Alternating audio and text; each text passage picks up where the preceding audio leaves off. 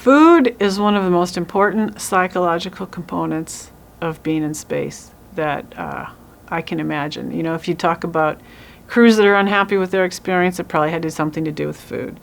Crews that are happy probably had something to do with food. It's not the end all, but it certainly is up there in the top, 3, if you will.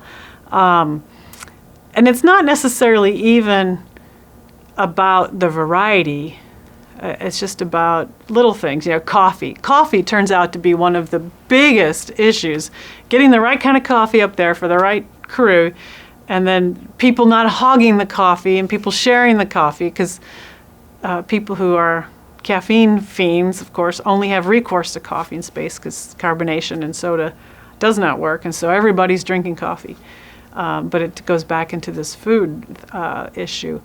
And on station, we have a repeating menu every 10, 16 days, something like that. And there's still a lot of variety. And you can do very creative things with food. We can mix food together. We can change the flavor by adding sauces. So there are things you can do with it. But food is a factor.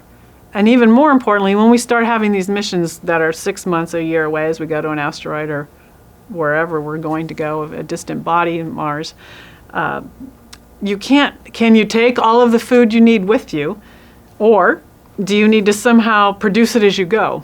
And if you're producing it as you go, are you growing it in plants? That might not be so efficient because plants are not as nutritionally dense for the amount of space they take up as you would wish them to be. So do we have to genetically engineer a whole new set of plants? Or do we produce nutrition out of artificial means, which is not the same thing as having food?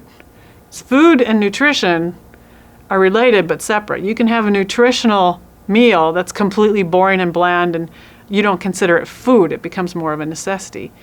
And so how do you marry those two things if you're producing food from synthetic chemistry and things like that? So there's a whole big area we need to look at there. And of course, you want to be able to use resources that you have with you, and instead of taking a whole closet of food, which is what we need for a 6-month or year-long mission. So I think we still have a lot to learn there.